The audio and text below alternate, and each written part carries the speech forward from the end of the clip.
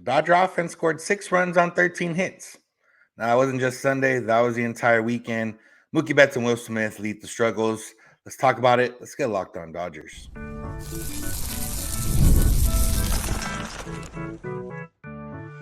You are Locked On Dodgers, your daily Los Angeles Dodgers podcast. Part of the Locked On Podcast Network, your team every day. Yo, Dodger fans. Welcome to Locked On Dodgers. We are part of the Locked On Podcast Network, the #1 local sports daily podcast network. Locked On, your team every day. Today's episode is brought to you by PrizePicks, the easiest and most exciting way to play daily fantasy sports. Go to prizepicks.com/LockedOnMLB and use code all lowercase LockedOnMLB for a first deposit match up to $100. This is the daily podcast covering the Los Angeles Dodgers, bringing you the smart fans' perspective on our boys in blue. You can find us wherever you find podcasts and on YouTube simply by searching for Locked On Dodgers.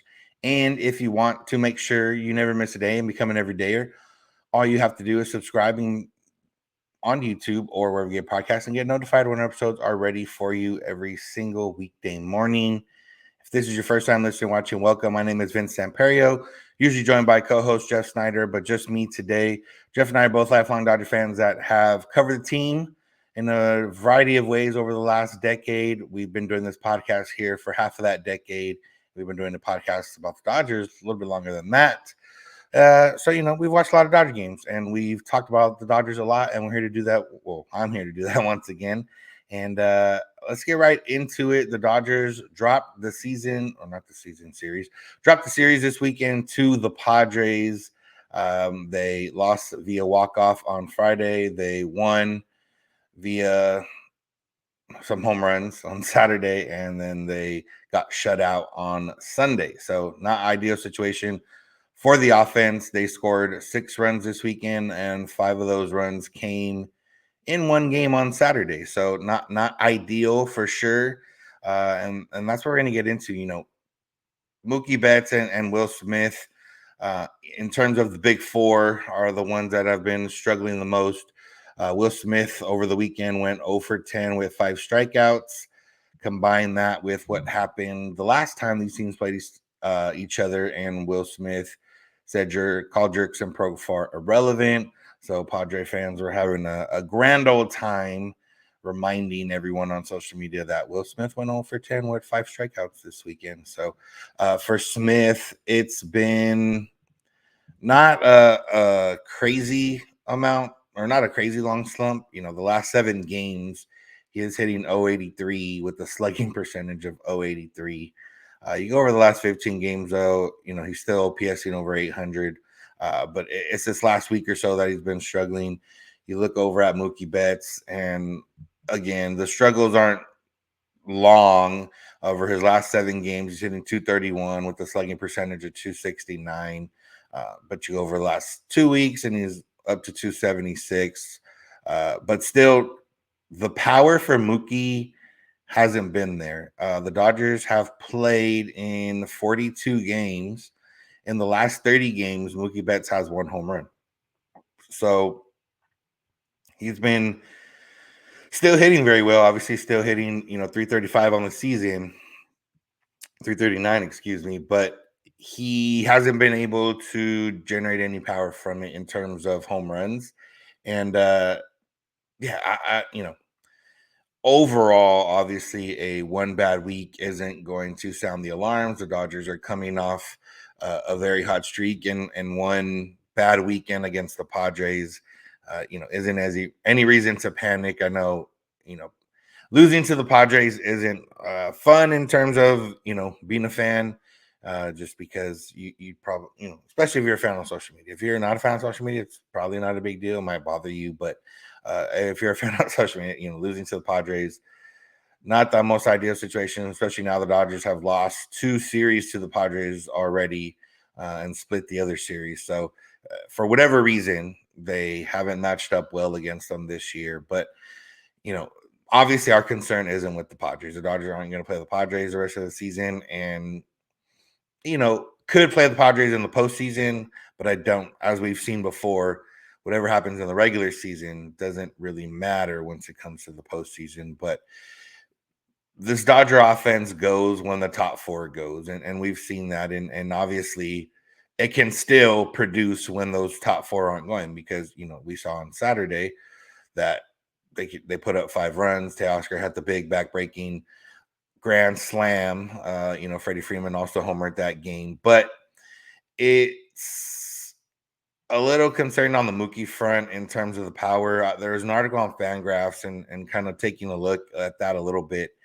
And, teams have started to shift the way they pitch him a little bit. And it has, and they said in the article, like, it hasn't necessarily worked in terms of stopping Mookie Betts, but it has taken some of the power.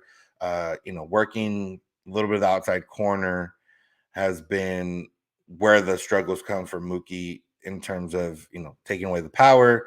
And, he's still not striking out. Like in the last 2 week, 15 games, he just has the 4 strikeouts. And even in this last week when he's hitting 083, he just has 2 strikeouts. So he's still, making contact. It's just significantly weaker contact. I think Mookie's overall exit velocity is a little bit lower than it's been in the past. So after that hot stretch power wise to start the season, that's gone away a little bit, but he's still been hitting very well. And, for Mookie, the power was something that really came last season.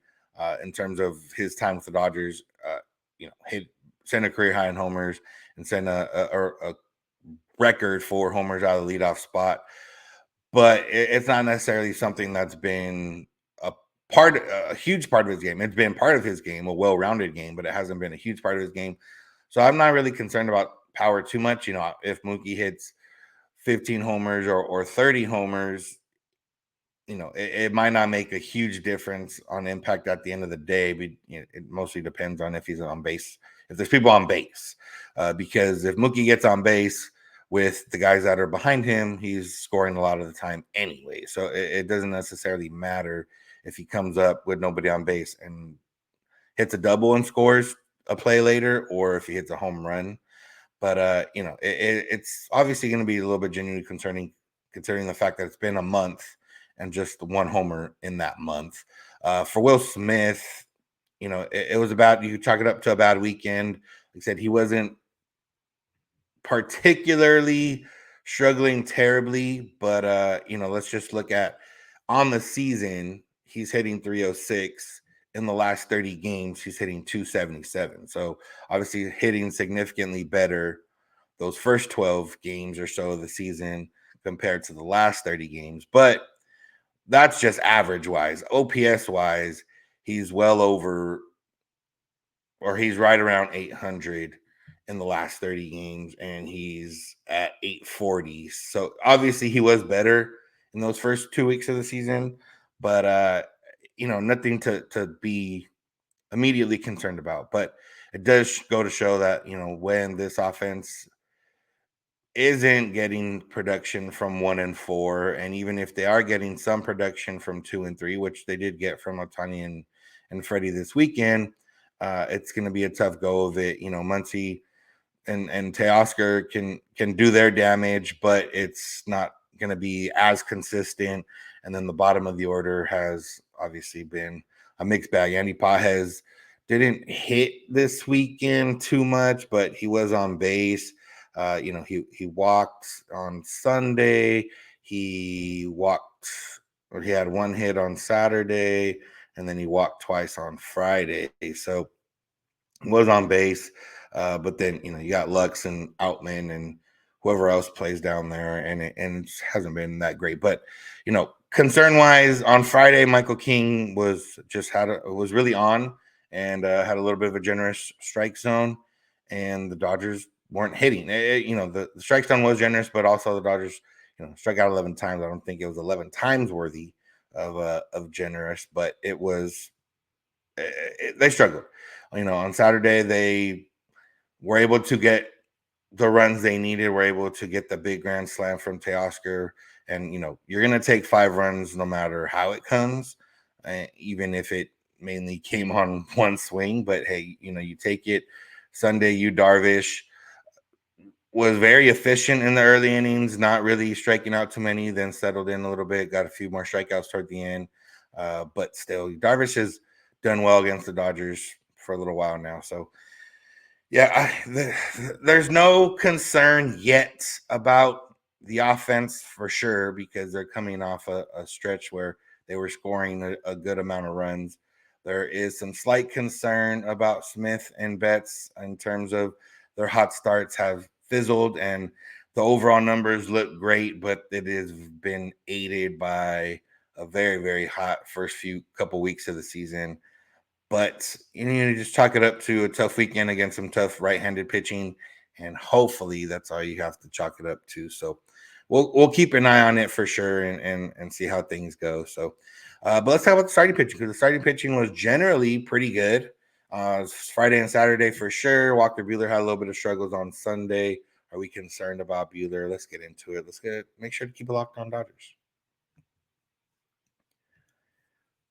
Today's episode is brought to you by Policygenius.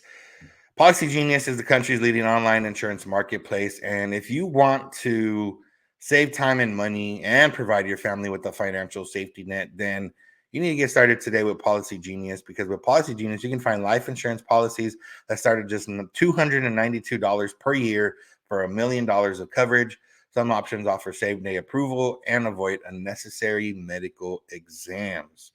Now, if you are someone that has a family, or if you have are thinking of starting a family, or even if you're just someone that is going with the flow of life, you can get help from Policygenius because they are convenient and time saving.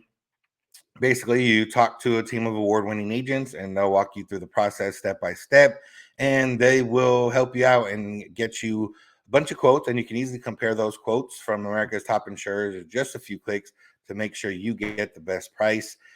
You might say, well, I have work insurance or I have a life insurance policy through my work, but do you really know what that gets you? Do you know if it's enough to protect you and give your family some some relief in case of something happening? Well, and also if you leave your job, you won't have that there either. So Policygenius is here. They're trustworthy. They give you what you need. They give you advice. They have a licensed expert support team, thousands of 5-star reviews on Google and Trustpilot, and they can help you get a little bit extra security in your life. So make sure to check life insurance off your to-do list in no time with Policygenius. Head to policygenius.com/lockedonmlb or click the link in the description and get your free life insurance quotes and see how much you could save. That's policygenius.com/lockedonmlb.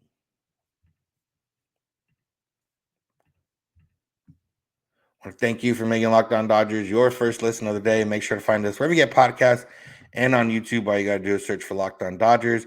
You become an everydayer by listening and watching every day, which can be made easier by subscribing and get notified when our episodes are ready. Remember, you can go beyond the podcast and become a Locked On Dodgers insider at joinsubtext.com/LockedOnDodgers. Text directly with us and get news, thoughts, updates, reactions to anything we may see out there. And if you're already on YouTube watching us, make sure to go to Locked On Sports Today or Locked On Sports Los Angeles, 24/7 streaming channels from the Locked On Podcast Network, bringing you the biggest stories without all the screaming. Streaming 24/7 on YouTube or the Amazon Fire TV channels app. All right, let's talk starting pitching. The Dodgers got two very good performances from their starters this weekend, and they got one not so great performance. Tyler Glasnow continues his dominance as a starting pitcher this season. He went 7 innings, struck out 10 on Friday night, just gave up the one run, which was a home run to Luis Campusano, which is a little bit annoying that it was Luis Campusano. But regardless, when you go 7 innings, strike out 10, and give up one run with this Dodger team and offense, you expect to at least be in line for the win when you come out. But he was not in line for the win. He was in line for the loss, actually, when he came out of the game because of Michael King going 7 innings with 11 strikeouts and no runs on the other side of it. I forget the stat, but I think it was the first time in MLB history that two starting pitchers went at least 7 innings with double-digit strikeouts, allowing less than 2 hits each, which is always crazy when you see something that's happening for the first time ever in MLB history. But yeah, Glasnow, I mean, no notes. Obviously, he can't go scoreless. 7 innings, 1 run is more than enough. Should be more than enough. And his Cy Young candidacy was not affected by this game whatsoever. And then you got Saturday. You got James Paxton, who has really cleaned it up for the Dodgers in terms of walks. He went 6 innings, gave up no runs and no walks. So that was a sight to see for sure. We've talked about once everyone starts getting healthy, Bobby Miller is going to throw to hitters in San Francisco, then maybe start a rehab assignment after that. And you feel maybe a little bit of pressure that there's going to be 6 guys healthy enough for the starting rotation, and I don't think they're going to go to a full 6-man rotation. So maybe I should start pitching better. And he's done better the last couple outings now in terms of limiting his walks, and his ERA on the season is now sitting at 2.58. And obviously when we're going to talk about starting pitching, you can only say so much when it goes very well, which is what happened with Paxton and Glasnow. The big conversation here is about Walker Buehler and his outing. Now, Walker Buehler did not make it out of the 4th inning in his outing. He gave up 5 hits, 3 runs, walked a pair, just 2 strikeouts. And, for him, it started off again in that 1st inning, giving up a pair of home runs, back-to-back home runs to Tatis and Cronenworth. Tatis's, it was a decent pitch, but, it still went pretty far. And, then Buehler got through the next couple innings, seemed to settle in a little bit, but then, ran into some trouble there in the 4th inning. And the Dodgers, at that point, the game was still close enough. It was bases loaded, 1 out, I believe, when Ryan Yarbrough came in, and he was able to limit the damage to just 1 run, got out of that inning. But for Buehler, I think for me personally, it's going to be a matter of giving him 4 to 5 starts to kind of settle in, get used to, 1, pitching every 5-6 days again, 2, to get the feel. Even though he had all those rehab assignments, it's still different. You're still trying to find your feel. You haven't pitched in, almost two years, and kind of find his footing. And the thing for me is that the stuff is there. Like, the fastball is coming in harder than it was in his rehab assignments. It's coming in, solid enough. Now, there's a difference, where Buehler has kind of been for the Dodgers is, sitting 95, 96 and can dial it up to like 99. Where now I think he's sitting, 90. Let's see, what is he sitting at right now? Sitting at 90. I mean, he's sitting 95 on the fastball in his 2 outings, but he's ramped it up to 97. So that little extra oomph isn't quite there. But you look at that and everything else, and the velocity's there. The pitch mix has been there. You mix it in the cutter, the knuckle curve. We mentioned he's thrown both games. He's thrown 6 different pitches for at least this time. He since he didn't pitch as often, he threw every pitch at least 4 times. The concern in this game a little bit was the swing and miss, and I think the put away stuff has been where he has been missing it, and that's maybe where he misses that 99 a little bit. 99 up in the zone is a lot different than 96 up in the zone, even 97 up in the zone if you're going for the swing and miss. And that's kind of where it's at. He had 12 swings on the fastball in Sunday's game and just 1 swing and miss. He did get 3 swings and misses on the knuckle curve out of 8 swings. So that's a better percentage. Maybe that knuckle curve is something he's going to lean on a little bit when he does need some swing and miss. But, again, not to be an optimistic or a homer or anything, I'm not concerned right now.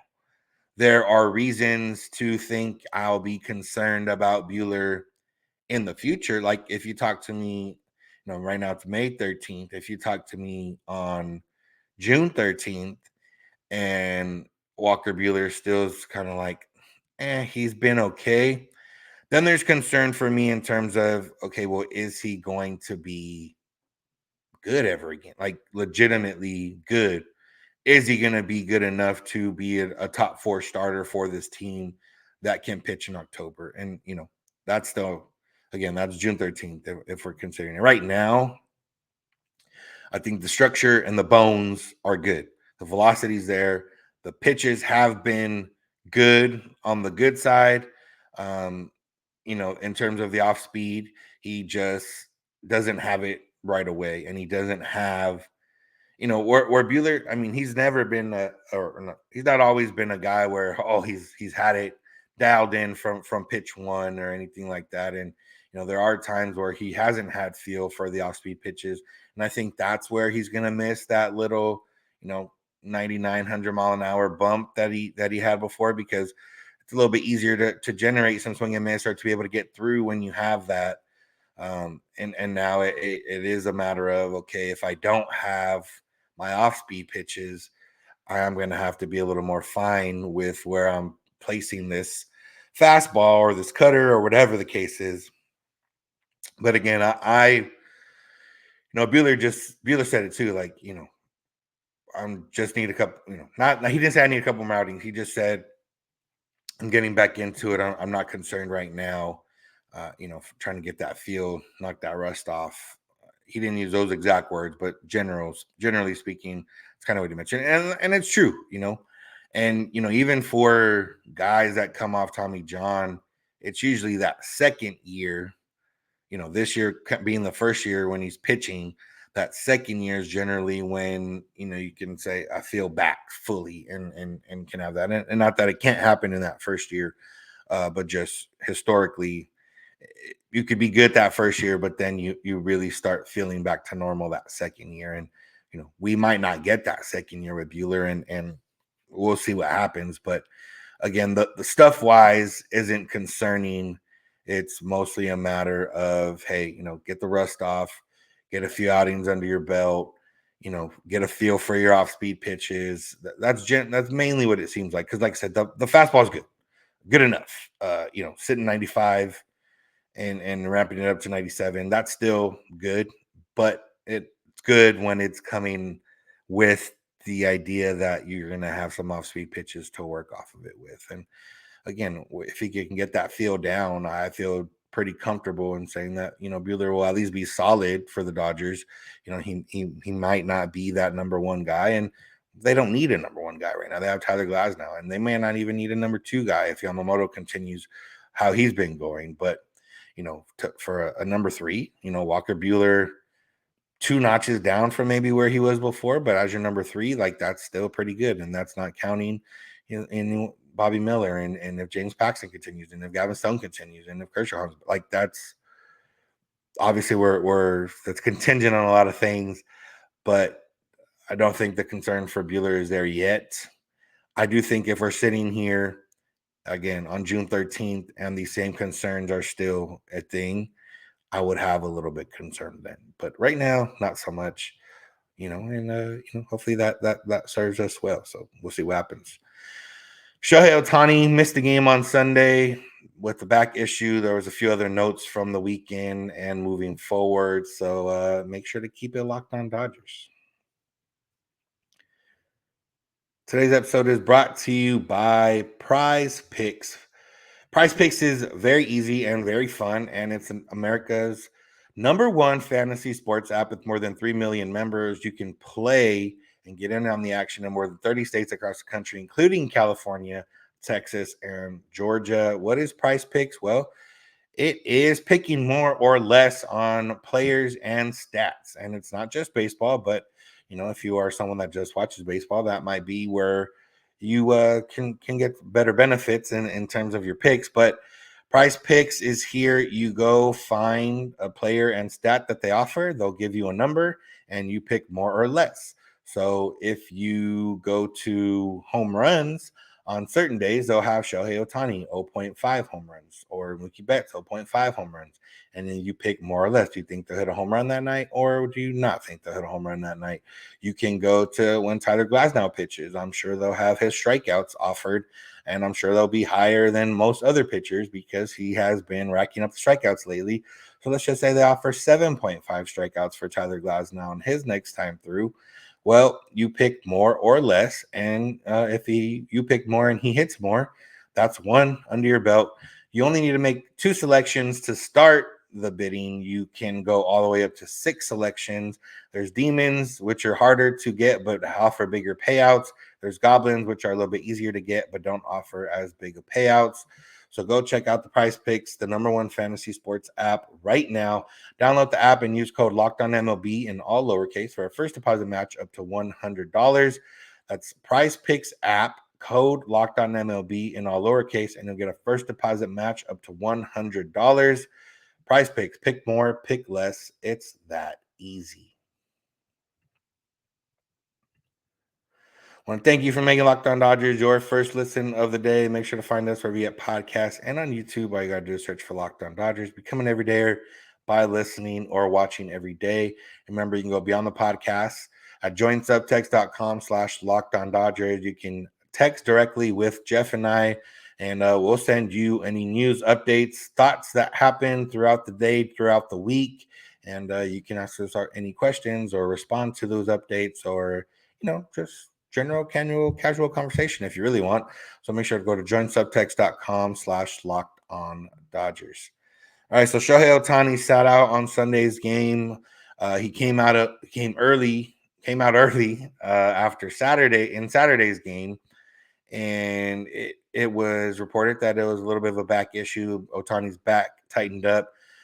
It said it bothered him a little bit during his pregame exercises and got worse as the game went on. But then on Sunday, it was said that he went through his pregame workout and he didn't feel anything. And Ohtani specifically said he'd be available to pinch hit if the Dodgers needed him. Roberts wasn't as committed to that wording before, but then Ohtani spoke and said he would be. So unfortunately, the Dodgers never really had a spot that needed pinch hitting that would have been worthy for Ohtani. So, or maybe, unfortunately for the game and the outcome of it, maybe fortunately for Ohtani specifically, give him that full day off. Then they catch a short flight, luckily a short flight. And, he's supposed to play on Monday against the Giants. So just something to monitor. Again, sometimes you maybe sleep wrong or your back tight, locks up, whatever it is. But it was good that the Dodgers can sit him and not have to worry about it and not, feel pressured. I'm sure Ohtani was saying, "I'm fine, coach. I can play, blah, blah, blah, blah."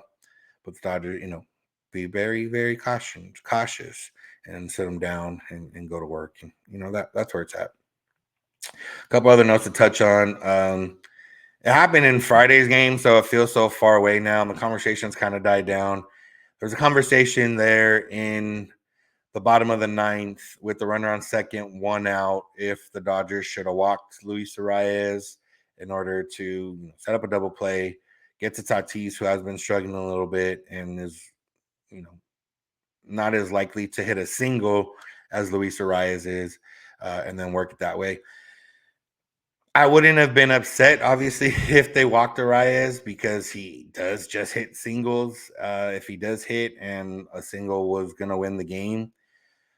But he also does, to me, I didn't have an issue with it. The way Roberts kind of worded it after the game made it seem like, what Roberts said after the game was, you try to sneak it, get Arias out, and then, you get Tatis. And he said kind of like a pick your poison, but they didn't necessarily pick their poison. They picked, let's do both of them.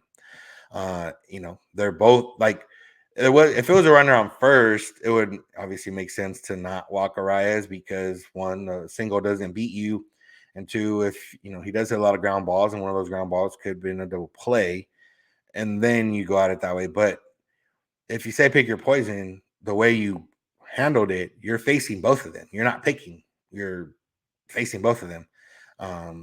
And I do think, it would have benefited maybe from a walk there. But to be fair, I don't know if Michael Grove had the stuff to get out of that inning, or if he did get out of the inning, it might have been more based on some bad swings or tough swings.